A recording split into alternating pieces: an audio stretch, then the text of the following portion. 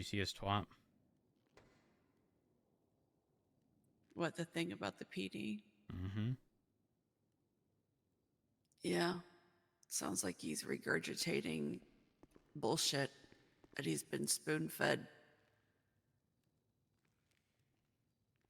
Um, I I'm not gonna sit and pretend that like Richard and I are perfect or anything to that extent, but um, I want you to know that anything that I said, anything that Richard said, how we felt about the whole situation back then was literally it was because of this. We could see the Mhm. writing on the wall, and it wasn't good. It wasn't good at all, especially knowing Ziggy's relationship at first, and even when Ziggy admitted, barely, might I add, Mhm. um, during that first time that we had all spoken together, um, his mind was already made up. You can't tell me. You cannot tell me somebody with a position in an MC can just leave at any time because they respect them. Yeah. You can't. You can't tell me when that person's husband, who is also a police officer, then quits the police department and primarily hangs out with that MC. You can't tell me that they're not trying to find a way in. Of course. Yeah. And you can't tell me, to be clear, I'm not referring to you. Nobody can tell me that when their life is on the line and they're told to do something that they don't want to do, knowing full well if they don't, they are the ones who will die, they're not going to do it. It's the reality. It sucks. But you know, I say it all the time. You can lead a horse to water, you can't make him drink, Mhm. right? Pop's an adult. Ziggy's an adult. Um, I want to love them. And I know that sounds terrible to say, but No, I've been clinging to some tiny scrap of hope that our flop would come back, that he would see how horrible everything is, and that it wouldn't be something that he could do. And he would come back to us. But he's gone.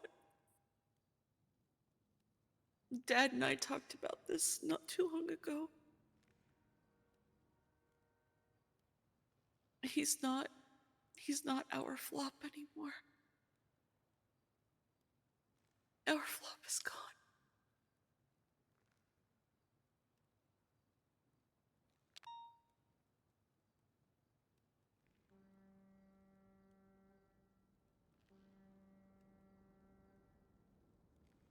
you're not wrong. I mean, I was going to sit here and say, he's in too deep, and I think he is, but in order to be in too deep to this point, you're you're too far gone. Is the reality. There's no there will never be, and I'll explain why. There will never be anything that we could possibly do that would ever get Flop or Ziggy back. And that is because they are now both tied to the club. Yeah. Everything about an MC depends on loyalty, right? Somebody above you tells you to do something, you do it, Yeah. right? And it's not like the police department where we can hold your job over your head.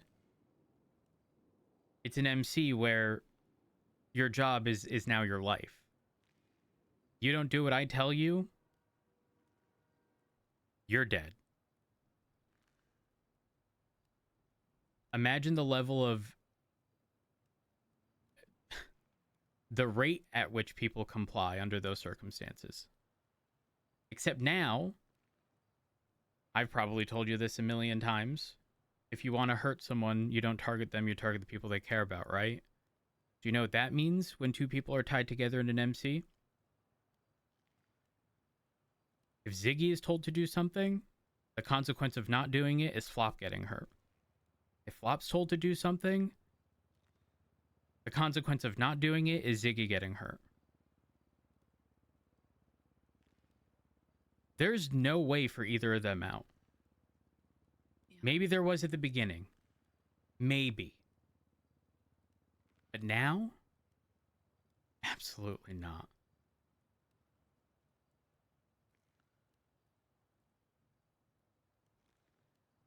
Absolutely fucking not.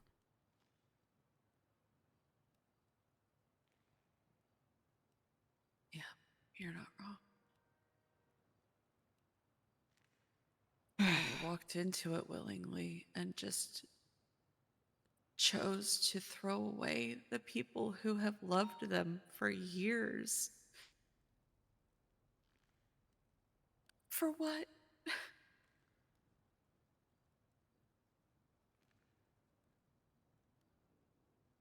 I don't know, the ability to call Rue their child.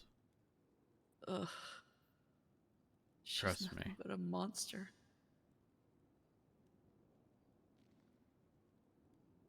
I know you missed out on, a lot, but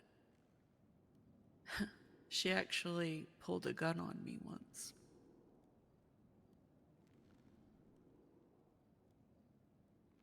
She drove me out to a remote location and tried to intimidate me. Turned out it was over something she misunderstood because she was defending me, or she was defending Flop from me. And I pretty much had to tell her, okay, first of all, you're going to you're going to remember who the fuck you're talking to and stop speaking to me in that tone. Second of all, that is my brother, and you will never have to defend him from me because I'm the one who has defended him for years. And that pretty much got her to back down. And then she kind of stormed off and started kicking a boulder. And then she pulled a gun out.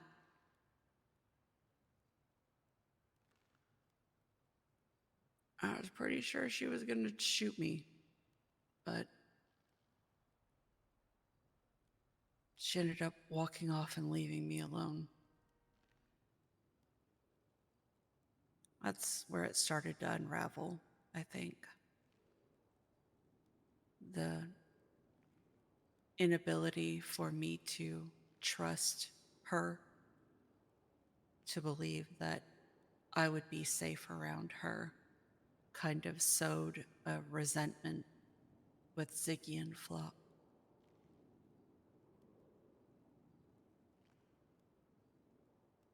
And then after my attack, Sean was livid while I was in surgery, fighting for my life and saying some pretty hateful things about the club and Rue. And Livid at instead of, you or them? no, Sean was livid at the club for doing, almost killing me, Didn't he calling them all then monsters. have something done to you? Or am I misremembering? No, that's it. Ivy Grayson lured me out of the hospital under the guise of wanting to talk to a friend. Drove me out to Cassidy Trail where Irish showed up, and after a conversation, Ivy pulled out a knife and stabbed me in the chest and then carved victim into my back. And they left me bleeding. He 911'd before he drove off that it was a message for Dad to back off.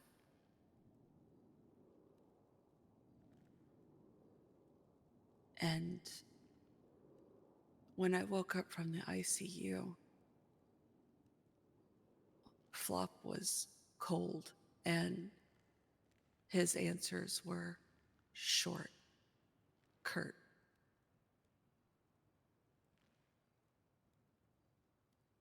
And although he said he cared and that I didn't deserve it, he said he'd be back and then he left and he never came back. And Dad saw him at the ADMC block the next day.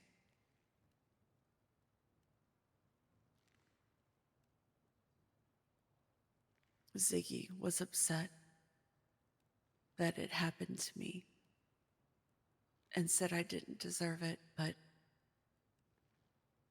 what was he gonna do? he said his decision was kind of made for him. Which But leads I me mean, back to he the went to whole. Irish first, so that kind of just spoke volumes.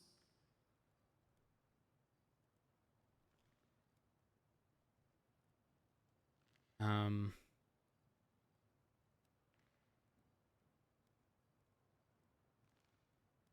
I need you to know that very likely here in the near future.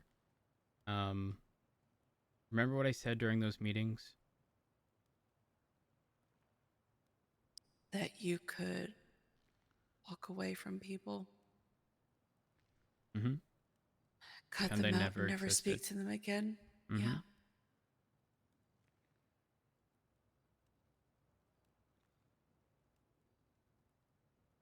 If it came to it, Etta, I,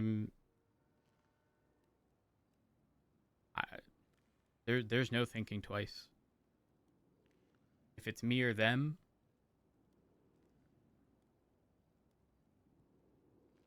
Yeah. much like their Well, choice, it'll be my choice.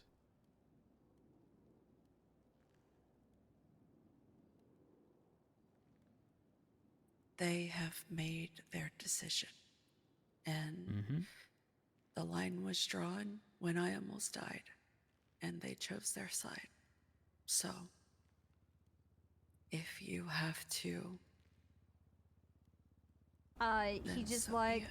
I love But you are masturbating my with family. toothpaste and fucking drinking vinegar. Oh My my name's god. Shaw. I What shit a you not, great that's what he alert for called and this said to me. time. Holy fuck. Like I said, my Flop is gone.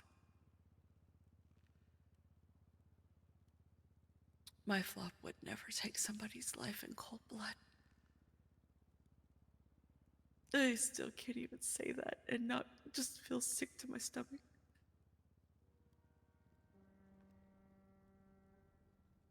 He was always so kind and compassionate and always wanting to help people.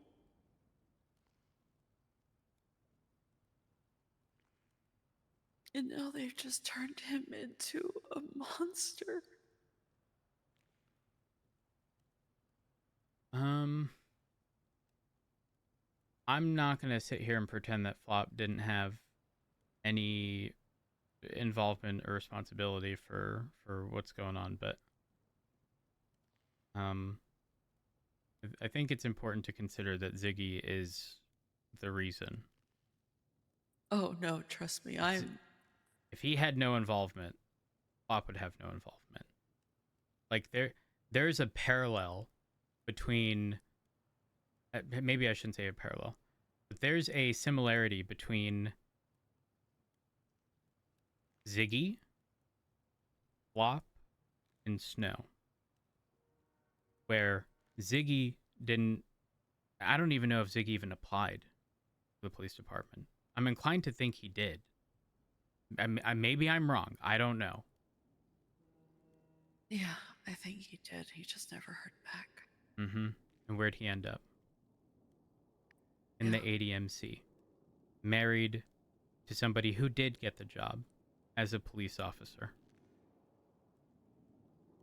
who did have to endure months and months and months of being short-staffed, high command being all over the place, the police department being in the worst shape it's ever been in the past 10, 15 years. I don't know how many years at this point. Mm-hmm. To where, truthfully, and again, I'm not making excuses for Flop, but he truly probably felt that there was no other option. Except he's married to someone in an MC. Now, Snow, on the other hand, very similar situation. Except Snow didn't get into the police department. So clearly he found friendships, relationships, whatever, elsewhere. The police department before was Snow's family. And unfortunately, when your family abandons you, what are you going to do? Look for a new one. Or stay solo, be vulnerable, especially to everyone you've pissed off before. Yeah. And this now becomes a life or death situation. And you want to know the worst part?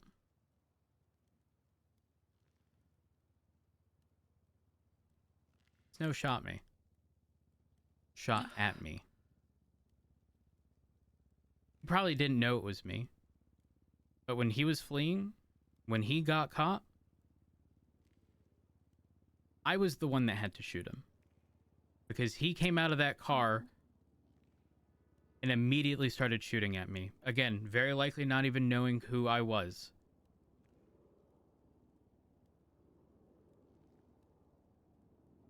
Pop right now is no different. I thought I could trust Snow. And had Snow have been given an opportunity damn near a year ago, I trust that man with my fucking life. Yeah. I'd have trust Flop with my life. Ziggy. I know. Except now, all of them have ties to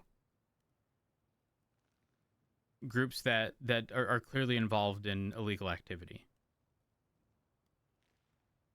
Ziggy firsthand, Flop in his relationship to Ziggy, then eventually leaving his job, then very likely joining Ziggy. Snow with Hydra.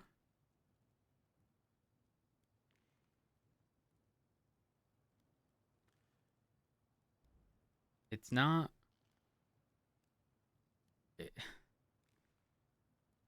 It's not surprising. It genuinely is not surprising. Doesn't make it hurt any less, though. You're not wrong. Let me ask you this. Name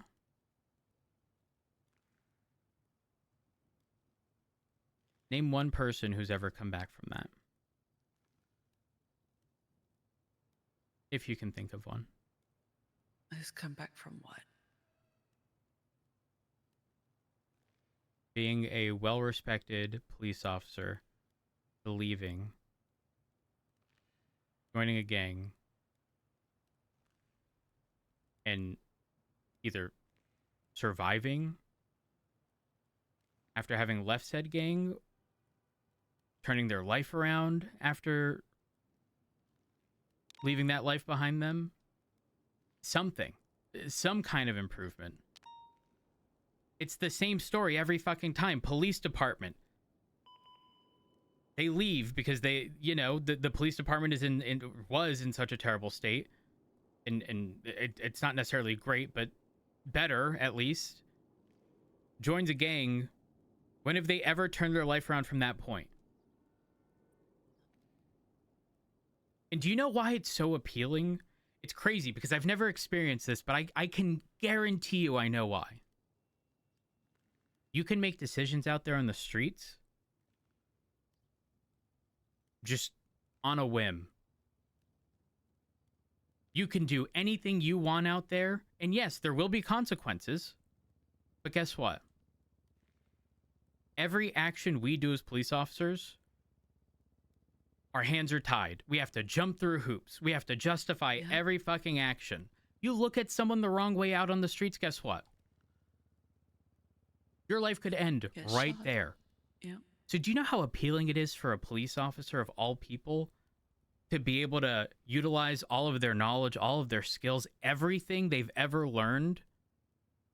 Know that every fucking decision making, every flowchart, every SOP that you could possibly think of, they know it in and out. And instead, they don't necessarily have to go through a 80-step flowchart to determine the best course of action. They don't have to start thinking about their SOPs to build upon some kind of foundation to make a case for something. They can right then and there, without question, pull out a gun, shoot someone, drive away, and pretend it never fucking happened. Because no one's looking over their shoulder. There's no report to fill out. Yeah. There's nothing to follow. Yeah. But only lazy cowards take the easy path.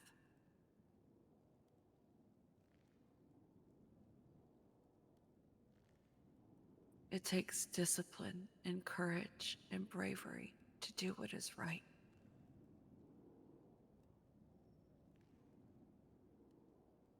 I agree, but I also think that obviously people are a product of their environment, and sometimes you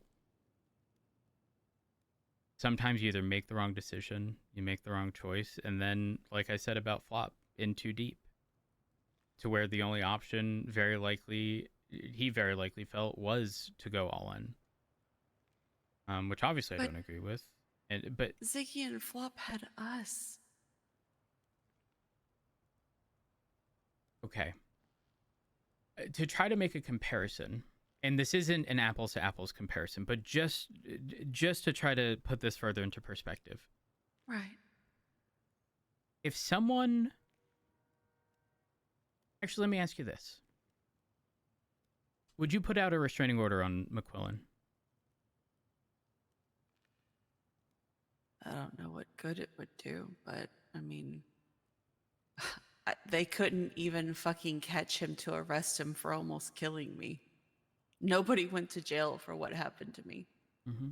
So what's the answer to the question? Would you put out a restraining order on McQuillan? There's no... I don't have proof to justify one, so... But even if you did, let's say there was evidence of everything, would you put out a restraining order on McQuillan? There's a very specific reason I'm asking this, by the way. Your answer isn't necessarily wrong, regardless of what it is. I'm just trying to make a point here. Yeah. If I had the ability to, yeah. Here's the thing. A restraining order, I tell this to everybody, is not this magical field of protection. It's I know. You can't be within this vicinity of this person or these locations. And you know what that's going to do?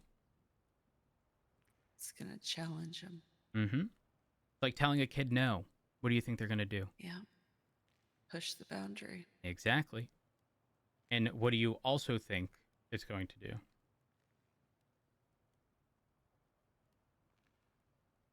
Yeah. They're going to consider it. Mm-hmm. Yeah. And they'll accept the consequences. Doesn't matter what it is, because it's not this magical field of protection. And it sucks that I even have to tell people this, because it almost seems as if I'm trying to dissuade them from ever attempting to file a restraining order. But if somebody comes up to me and says, this person has been harassing me nonstop, they've broken into my car, they've done this, they've done that, and they come up to me and they go, "Can I file a restraining order?" That's entirely up to you. You speak with an attorney. That there's nothing on our end we can do.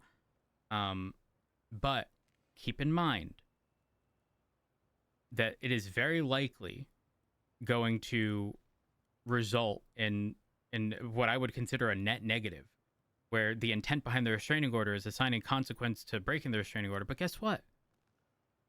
Guess what? No one outside of that person is going to have seen that person break that restraining order. And even if they do, 9 times out of 10, he said, she said. Which means we typically can't do anything. Which means they get away again. Just about every single damn time, unless it happens in the presence of a police officer. That's the reality. So if you were to ask me if I think anybody should ever place a restraining order on someone, I think there's very, very, very few unique use cases in which that would be acceptable.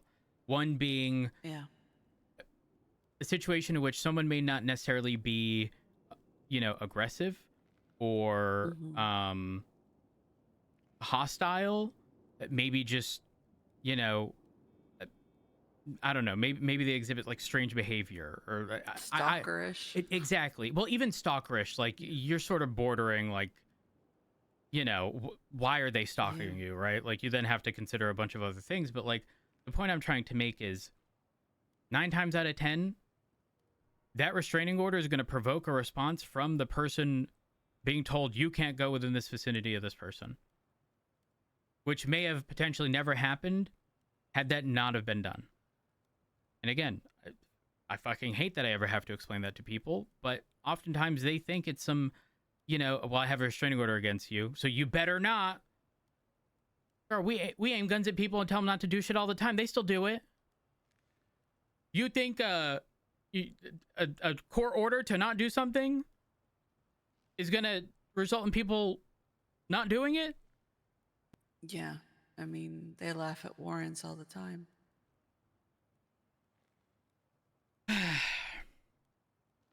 Yeah, it's just... Noted.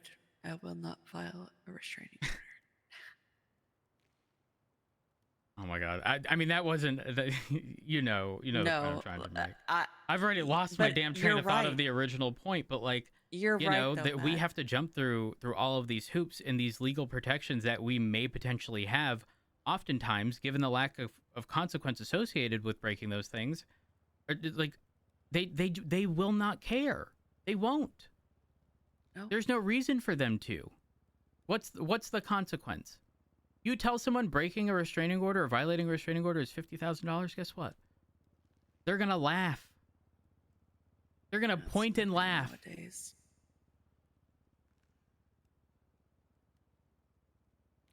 And here we were just a year ago struggling because we all barely had $500 to our name. Oh, God.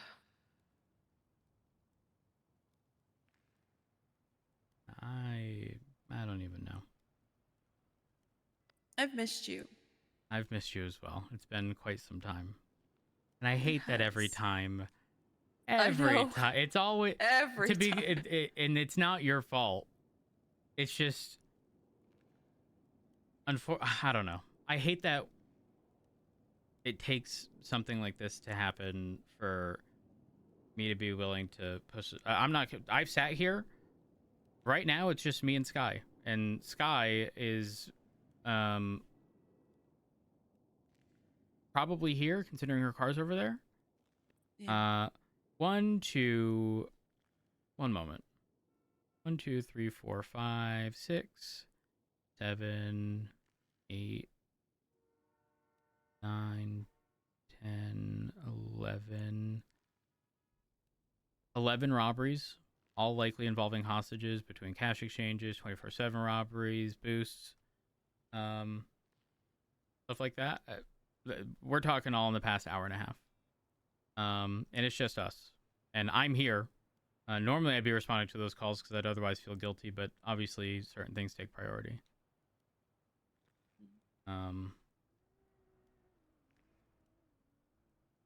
Yeah, I don't know. I don't know.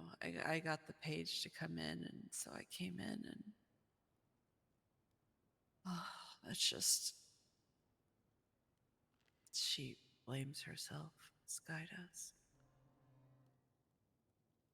It happened on her watch, so I just wonder how Dad's gonna take this. Um, I feel like I, I mean, you know our job. You Yeah, know, it's not about what you know; it's about what what we can prove. I think the important bit is he'll probably know, and I'm not going to go into explicit detail or anything, but probably know and be upset and want to do something, but likely wait for confirmation yeah, of course, of course. and then It's really do just something. That would be my assumption. honestly, he and I had a conversation a couple of weeks ago. Now I think, because Flop had a conversation with Crystal, the the doctor that I live with, and he told her that he still loved me and that he stays away to protect me. And Sean immediately said it was bullshit. And so I called Dad and I asked him what he thought. And he was like, I think he believes it. But at the end of the day, Etta, he was with the people who tried to kill you the next day.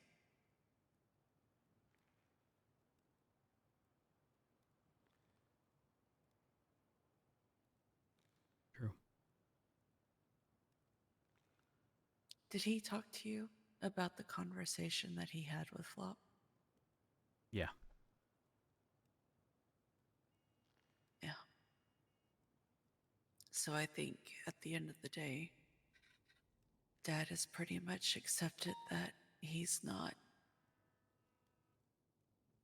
like I said, he's not our Flop anymore. He I don't said think that he's not the son that he adopted, not the brother I adopted.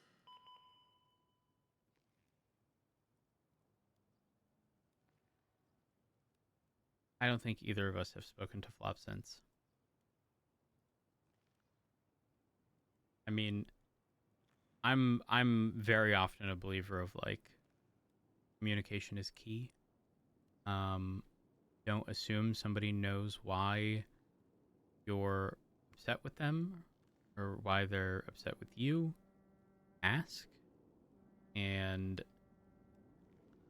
I think I think this is just one of those situations where you can already acknowledge that there's no point. And I know that sounds terrible, but I do think there's a world in which Flop will justify his actions and say, well, neither of you spoke to me. I'm obviously referencing me and Richard, but Yeah. um, that wouldn't be a lie. We haven't. But the reality is, even if we had, and even if Flop ever attempts to claim that things would have changed if we had, it's a lie. His tie to Ziggy, unless that tie was gone, he was always going to be affiliated with them. Always.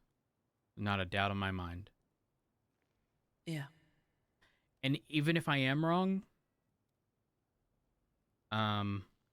I mean, hell, I don't even know if I can even attempt a hypothetical here because look at him now.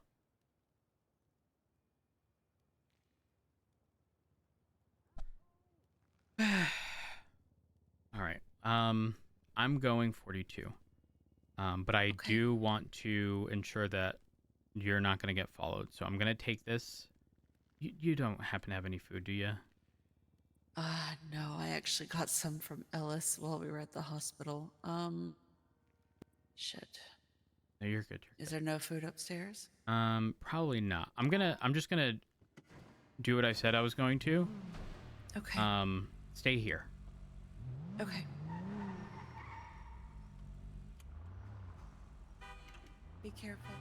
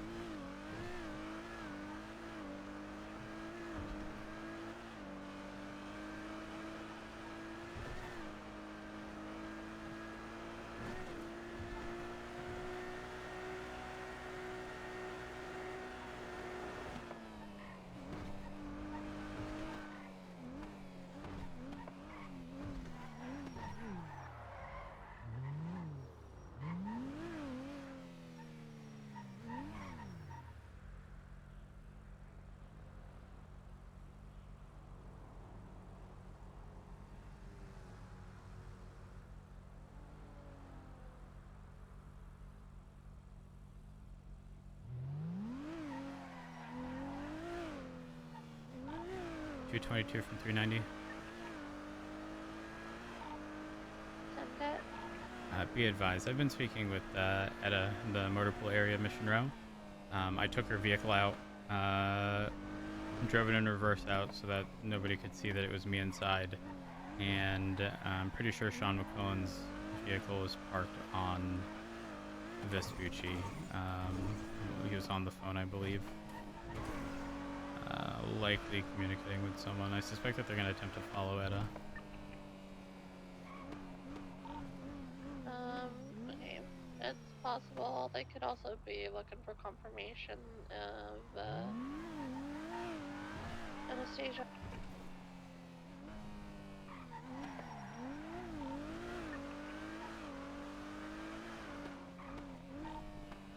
Are you gonna go back up, are you going to Toledo, or? Negative. I don't have Etta in the car with me. I thought it'd be too risky. Okay. Where's she heading to go to sleep? I don't have an exact address. However, I think best course of action is to have this vehicle parked at Mission Row for the remainder of today and then drive her home. Yeah, just have her sit in like the back seat of your car or something, and I'll take her. Hey, firm, I'm hiding her car.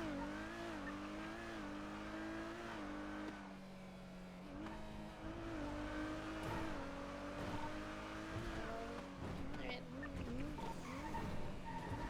if you are in need of place, well, I mean, you have our house, but if she's welcome there as well, I know it's literally right across the street from them, but better than nothing.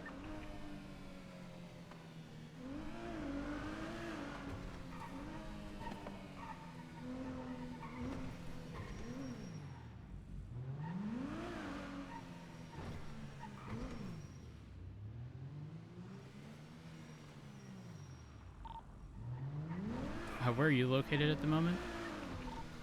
I'm in our MRPD upstairs. Hey, You need help?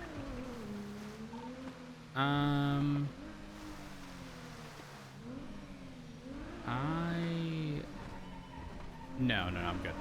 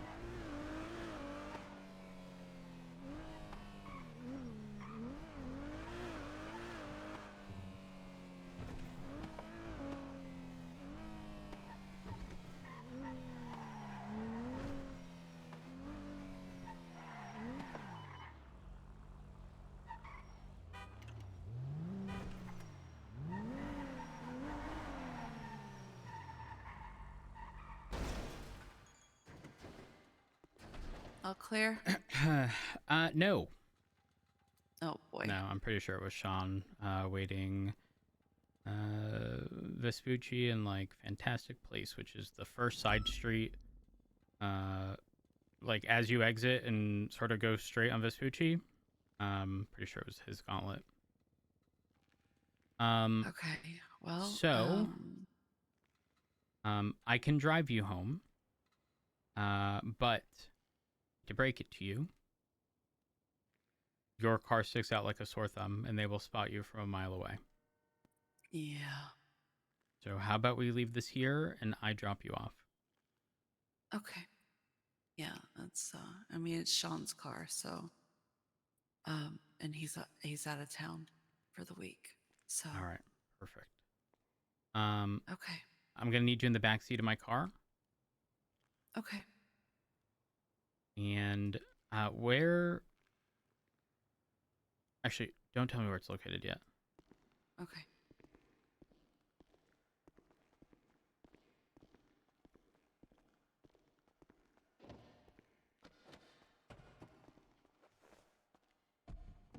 Oh.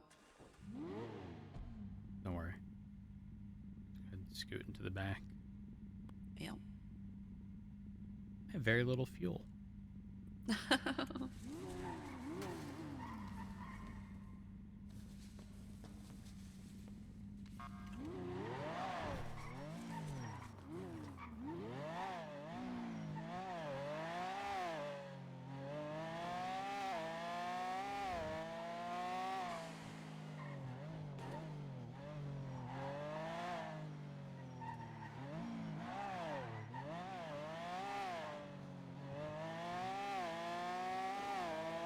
All right, where am I taking you?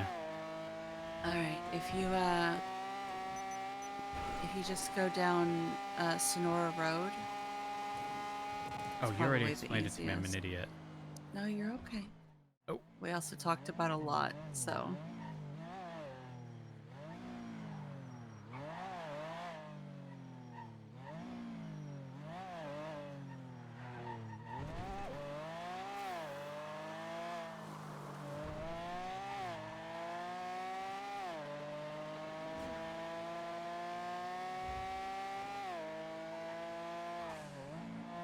All right, Etta, I'm gonna be real with you.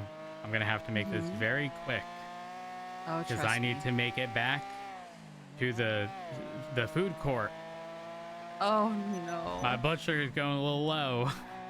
Oh Jesus. Okay. So it's right this house right On up the here to the right. Mm-hmm. Yep. Okay, give me a second.